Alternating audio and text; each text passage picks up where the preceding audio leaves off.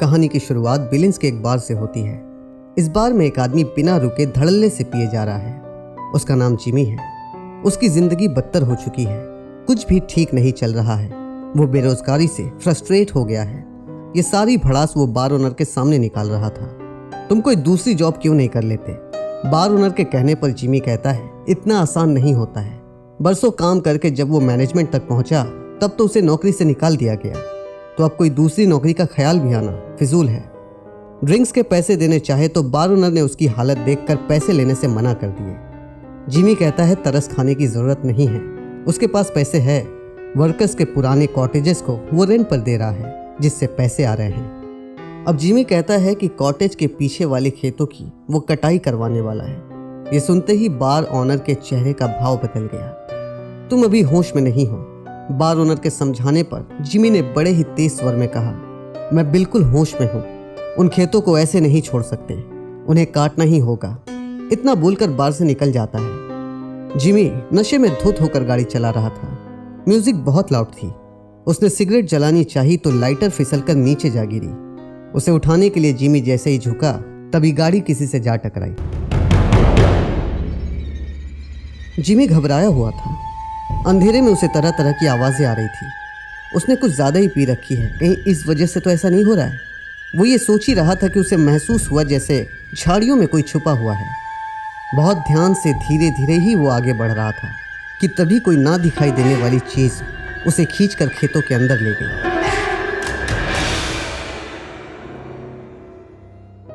सुबह हुई तो जिमी की लाश खेत के नाले में तैरते हुए पाई गई। इसके पीछे कौन हो सकता है? वो बार ओनर तो नहीं। खेत काटने वाली बात पर उसके चेहरे का रंग उड़ गया था। क्या रहस्य है खेतों का? ये तो कहानी में आगे पता चलेगा। फिलहाल कहानी हैना की ओर मुड़ती है। हैना शहर में रहती है और छुट्टियां बिताने के लिए बिलिंस आई है। रास्ते में उसे कुछ पुलिस वाले किसी वारदात की इन्वेस्टिगेशन करते हुए नजर आए। जो वर्कर्स के कॉटेज को जिमी रेंट पर दे रहा था, उसी का ऐड देखकर हैना यहाँ आई है। गांव के घर का दरवाजा खटखटाया तो कोई जॉन और एलिनोर नाम के हस्बैंड वाइफ रहते थे। एलिनोर ने बड़े ही तेज मिजाज में कहा कि कोई भी कॉटेज रेंट पर नहीं मिल रहा है, तुम्हें झूठी खबर दी गई है। जबकि उसका हस्बैंड जॉन हैना से एलिनोर को इग्नोर करने के लिए कहता है, मेरा यहाँ आना आपकी पत्नी को अच्छा नहीं लगा शायद। हैना ने यह कहा तो जॉन ने बताया कि उसकी तबीयत ठीक नहीं है, वो बीमार रहती है, पर वो 1-2 दिन में नॉर्मल हो जाएगी, तब वो खुद तुमसे बहुत अच्छे से पेश आएगी। फिलहाल जॉन उसे कॉटेज दिखाने ले जाता है। हैना कहती है वो कल से जिमी को फोन लगा रही है, पर जिमी फोन ही रिसीव नहीं कर रहा है। और रास्ते में उसने कुछ पुलिस वालों को भी देखा, शायद एक्सीडेंट हुआ होगा। ये सुनकर जब जॉन वहां पहुंचा तो पता चला कि एक्सीडेंट नहीं हुआ है, जिमी की लाश मिली है।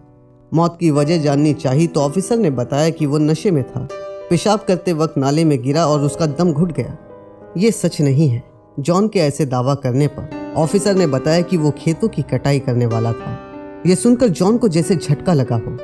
पेशाब करते वक्त वो नाले में गिरा और दम घुटने से जिमी की मौत हो गई। यही रिपोर्ट में लिखकर मामले को खत्म कर देते हैं। ऑफिसर के ऐसा ऑफर देने पर जॉन मान गया और वहां से चलता बना। अगली सुबह जॉन हैना के कॉटेज पर पहुंचा तो पाया बिलिंस में घटी दुर्घटनाओं वाली कई न्यूज़पेपर्स जमीन पर फैली पड़ी थी। जॉन समझ गया कि हैना एक जर्नलिस्ट है और बिलिंस में गड़े मुर्दे उखाड़ने आई है, बाकी जर्नलिस्ट की तरह ही। हैना ने बताया कि जॉन को गलतफहमी हो रही है। वो कोई जर्नलिस्ट नहीं है, बल्कि वो यहाँ अपने बेटे के मौत का रहस्य जानने आई है, जो अधिकारियों द्वारा दबा दिया गया, जिस कारण उसे अपने बच्चे की डेड बॉडी तक नसीब नहीं हुई। जॉन ने बताया जब ये घटनाएं घटी तो बिलिंस की बहुत बदनामी हुई थी। अनेकों इल्जाम लगाए गए थे। जो हुआ उसे बदला तो नहीं जा सकता, पर अफसोस है कि हैना ने अपने बच्चे को खो दिया। इस बात का जॉन को बहुत दुख है। जाते हुए जॉन ने बताया कि जो एक्सीडेंट हैना ने देखा था उसमें जिमी था। यह बोलकर उसने सच को ढक दिया। बिलिंस में कौन सी घटनाएं घटी, जिमी की मौत का रहस्य, खेतों की सच्चाई, सारे राज बिलिंस के लोगों के सीने में दफन थे, जिसकी सच्चाई आज नहीं तो कल बाहर आने ही वाली थी। आगे हैना बिलिंस के उसी बार में जाती है। अलग दिखने की वजह से बार ओनर ने उसे पहचान लिया था। तुम वही हो ना जो शहर से आई है और जिमी के कॉटेज में रह रही है? हैना हाँ कहती है। बार ओनर कहता है कि जिमी उसका बहुत अच्छा दोस्त था, मगर वो शराब बहुत पीता था और उसी टेबल पर बैठकर पीता था जिस पर अभी हैना बैठी है। अब आगे हैना को जॉन और एलिनोर के साथ डिनर करते हुए पाते हैं। हैना के साथ एलिनोर की पहली मुलाकात अच्छी नहीं थी। एलिनोर बहुत रूखेपन से पेश आई थी। हैना को इसीलिए इनवाइट किया गया है कि एलिनोर अपने रूखेपन के लिए माफी मांग सके। शेल्फ पर बच्चे की तस्वीर देखकर हैना पूछ लेती है क्या वो तुम्हारी बेटी है। इस सवाल पर एलिनोर और जॉन एक दूसरे को घूरने लगते हैं। एलिनोर कहती है हाँ वो हमारी बेटी है, उसका नाम वायलेट है, पर अपनी खुद की नहीं है, एडॉप्ट की हुई है। हमारी कोई संतान नहीं थी तो ऊपर वाले ने वायलेट को हमें तोहफे के रूप में दे दिया। तभी जॉन कहता है कि उसी ऊपर वाले ने छीन भी लिया। ये सुनते ही हैना हड़बड़ा गई, क्योंकि एलिनोर जिस तरह से बता रही थी कोई सोच भी नहीं सकता था कि वो मरे हुए इंसान की बात कर रही है। एलिनोर खुन्नस में जॉन की ओर देखकर पूछती है तुम्हें ऐसा क्यों लगता है कि हमारी बेटी नहीं रही? क्योंकि यही सच है, जॉन कहता है, वो मर चुकी है। एलिनोर गुस्से से उठकर चली जाती है। हैना ने जानने की कोशिश की कि ऐसा कैसे हुआ। जॉन बड़े ही दुखी मन से बता रहा था कि हाल ही में यह घटना घटी थी। बच्चों को कैंप से लेकर बस वापस लौट रही थी कि ब्रेक्स फेल हो गए। उसी बस में वायलेट भी थी। ड्राइवर को छोड़कर कोई नहीं बचा। तभी हैना बाहर लाल बत्तियां जलती हुई देखती है। जॉन ने बताया ये दुर्घटना में मारे गए बच्चों का मेमोरियल है, जबकि ये पूरी तरह सच नहीं था। जॉन ने एक बार फिर से सच छुपाया था। उन लाल बत्तियों का भी गाढ़ा रहस्य है। अगले रोज कार में घूमते हुए हैना एक वीरान कॉटेज पहुंची। कॉटेज की हालत ये बयां कर रही थी कि वहां सालों में कोई नहीं आया, लेकिन पता नहीं वो क्या ढूंढ रही थी, पर वहां कोई था जो उसे देख रहा था।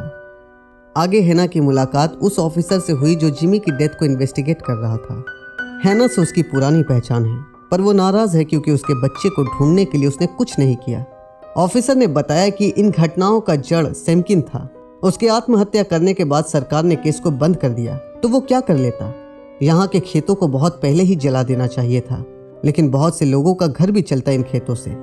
हैना टोकते हुए बीच में कहती है कि उसके बच्चे की बॉडी उसी खेत में कहीं है, पर ऑफिसर उसकी मदद न कर पाने के लिए उससे माफी मांगता है और यहाँ के लोग तुमसे खुश नहीं हैं हैना, आगाह करके चला जाता है। फिर एक रोज हैना मॉर्निंग वॉक करते हुए खेतों के पास से गुजर रही थी। उसने किसी को खेत से निकलते हुए देखा। हैना को देखकर वो लड़की पहले तो चौंकी और फिर तुरंत वहां से गाड़ी में बैठकर निकल गई। हैना को ये थोड़ा अटपटा सा लगा, तो उसी ओर गई जहां से वो लड़की आते हुए दिखी थी। एक बच्चा था, उसकी उम्र लगभग 5 या 6 साल होगी। हैना ने उसके पास जाने की कोशिश की तो वो खेतों में कहीं गायब हो गया। लौटने के लिए वो मुड़ी तो इस बार 2 बच्चे दिखे, वो भी कहीं गायब हो गए। एलिनोर वहीं मौजूद थी। हैना ने बताया कि उसने अभी 2 बच्चों को देखा। एलिनोर से पूछा तो उसने नजरअंदाज कर दिया। अब रात हो चली थी। हैना गहरी नींद में थी। कोई था जो अंधकार में हैना के करीब बैठकर उसे एकटक घूरे जा रहा था। जब नींद खुली तो हैना चीख पड़ी। वो भागकर कॉटेज के बाहर आई तो उसे फिर से वही बच्चा दिखा जो खेत में था। उसने जॉन को जगाने के लिए दरवाजे को जोर जोर से पीटना शुरू कर दिया। जॉन ने हैना को शांत किया और कॉटेज की तलाशी ली। वहां कोई नहीं था, सब कुछ नॉर्मल था। हैना को घबराया हुआ देखकर जॉन ने कहा अब उसे यहाँ से चले जाना चाहिए, ये जगह अब उसके लिए सेफ नहीं है। हैना ने पूछा वो लड़का कौन था जिसने उसे देखा। जॉन ने कहा कोई भी तो नहीं है, तुमने सपने में किसी को देखा और घबरा गई, यही सच है। अब हैना को शक हो रहा था कि जॉन कुछ तो छुपा रहा है। सबके घरों में लाल लाइट्स लगी हैं। अगर वो मेमोरियल का पार्ट है तो फिर तुम्हारी गाड़ी में लाल लाइट्स क्यों लगी हैं? इतना पूछने पर जॉन बिना कोई जवाब दिए जितनी जल्दी हो सके यहाँ से चली जाओ, बस इतना ही बोलकर चला जाता है। हैना फिर से उसी बार में गई। वो सैमकिन की हिस्ट्री खंगाल रही थी। उसी ने जॉय को लापता किया था, पर उस ड्राइवर का पता मिल गया जिसके बस दुर्घटना में वायलेट और कई बच्चे मारे गए थे। जॉन का झूठ उसके सामने आया। ड्राइवर ने बताया कि ब्रेक्स फेल नहीं हुए थे, कोई बच्चा सामने आ गया था। बचाने के लिए उसने गाड़ी घुमाई तो बस नदी में जा गिरी। सबकी तो नहीं, पर उसकी किस्मत अच्छी थी, वो बच गया।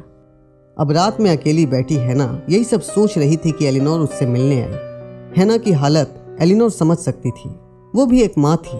उसने कहा जब वायलेट की डेड बॉडी को शिनाख्त करने के लिए बुलाया गया तो उसकी ठंडी नीली पड़ चुकी बॉडी को एलिनोर ने पहचानने से इनकार कर दिया था। 2 दिन बाद वो खेतों की कटाई करवाने वाली थी, लेकिन उससे पहले ही वायलेट चली आई। वो बिल्कुल वैसी ही ठंडी और नीली थी। एलिनोर कहती है चिंता मत करो हैना, जॉय तुम्हें भी ढूंढते हुए आएगा। एलिनोर कुछ भी बकवास कर रही है। उसकी दिमागी हालत ठीक नहीं है सोचकर हैना उसकी बात पर ध्यान ही नहीं देती है। अगली सुबह हैना को घर के बाहर जूते पड़े मिले, जिसे देखते ही वो बिलक बिलक कर रोने लगी। वो जूते जॉय के थे। हैना को एकदम से रात वाली बात याद आई। एलिनोर ने कहा था कि जॉय उसे ढूंढते हुए आएगा। कहीं वो सच तो नहीं कह रही थी। उसने ऑफिसर को बुलाकर ये सब बताया, तब भी कोई निष्कर्ष नहीं निकला। जांच शुरू करने के लिए इतना सबूत काफी नहीं है। ये जगह तुम्हें पागल कर रही है, तुम्हारे दिमाग के साथ खेल रही है। ऑफिसर ने कहा, इस बात को जितनी जल्दी समझकर यहाँ से निकल जाओगी, तुम्हारे लिए उतना ही अच्छा होगा। फिर उस रात जब हैना नींद में थी तो खटपट की आवाज से उसकी आंख खुल गई। अंधेरे में टॉर्च जलाकर देखा तो कुछ भी नजर नहीं आया। पता नहीं उसे ऐसा क्या सूझा कि वो खेतों की ओर भागी। वहां जो उसे दिखा वो देखकर उसकी आंखें चौड़ी हो गई। एलिनोर के अलावा और भी लोग थे जो अपने मर चुके बच्चों से मिल रहे थे। हैना छुप कर देख रही थी। उसे अपनी आंखों पर विश्वास ही नहीं हो रहा था। तभी वो लड़का सामने आकर खड़ा हो गया जो हैना के कमरे में था। वो डरकर वापस कॉटेज की ओर भागी। रास्ते में जॉन मिला। हैना घबराई हुई थी। जॉन ने उसे शांत किया तो हैना ने बताया कि उसने वायलेट को देखा और उस लड़के को भी जो उस रोज उसके कमरे में था। हैना की सारी बातों को ध्यान से सुनने के बाद जॉन ने फिर से वही बात दोहराई जो उसने पहले कही थी, अपना सामान पैक करो और वापस चली जाओ। हैना हैरान थी। जॉन के ऊपर उसकी बात का कोई असर ही नहीं पड़ा। या तो वो सब कुछ जानता था या सब कुछ जानकर भी अनजान बन रहा था। इंटरनेट पर थोड़ा सर्च करने के बाद उस लड़के की हिस्ट्री मिली जो हैना को फॉलो कर रहा है। उसका नाम मैक्स था। हैना उसके पिता के पास पहुंची तो दिख रहा था मैक्स के मरने के बाद वो दर्द और दुख से टूट चुके हैं। मैक्स इकलौता बेटा जो था। मैंने मैक्स को देखा है। जब हैना ने यह कहा तो उसके पिता की आंखों में आंसू भर आए। पहले तो उन्होंने खुद को संभाला और फिर हैना की ओर देखकर कहा, जिसे तुमने देखा है वो मेरा बेटा नहीं है। इस बात में एक मैसेज था, जो जीते जी हमारे होते हैं मरने के बाद हमारे नहीं रह जाते। यानी जॉन की तरह उसके कहने का मतलब भी था कि हैना दूर रहे, वापस लौट जाए।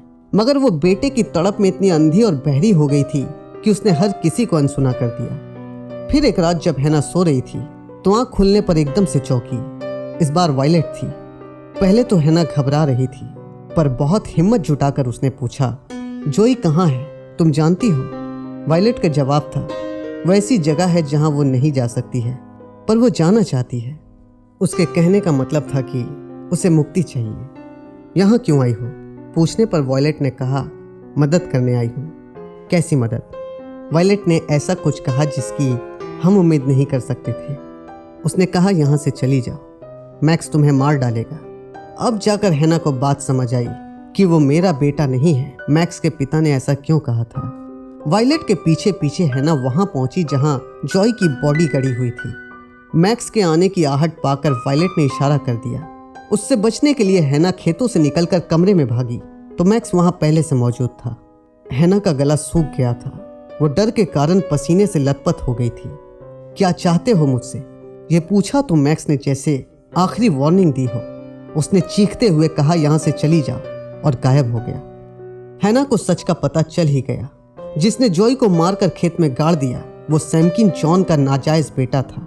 जॉन ने इस बात को कबूल किया और बताया कि मैक्स ने उसे देख लिया था। सैमकिन का सच सबके सामने ना आ जाए इसलिए वो मैक्स के पीछे भागा, तो बचने के लिए मैक्स बस के सामने आ गया और दुर्घटना घट गई। सब मारे गए। मैक्स बच गया था, पर सैमकिन ने उसका गला घोंटकर उसे मार दिया। जॉन को आज भी इस बात का अफसोस है कि सैमकिन उसका बेटा है। हैना ने कहा, खेत को जलाना होगा। जॉन कहता है कि अगर ऐसा किया तो फिर कभी वो नजर नहीं आएंगे। कोई भी अपने बच्चों को दोबारा नहीं देख पाएगा। एलिनोर भी नहीं मानेगी। ये खेती तो है जो उसके जीने का एकमात्र सहारा है। हैना ने बताया कि वो सब दुखी हैं, यहाँ फंस गए हैं, उन्हें मुक्ति चाहिए। वायलेट ने अपने मुंह से ये बात कही है। हैना की बात सुनकर जॉन को एहसास हुआ कि उसे भी कुछ ऐसा ही लगता है, पर एलिनोर की वजह से वो आज तक मजबूर रहा। पर अब बच्चों को आज़ाद करने का वक्त आ गया है। हैना की बात मानकर जॉन ने खेत जलानी चाहिए तो मैक्स ने उसे मार डाला।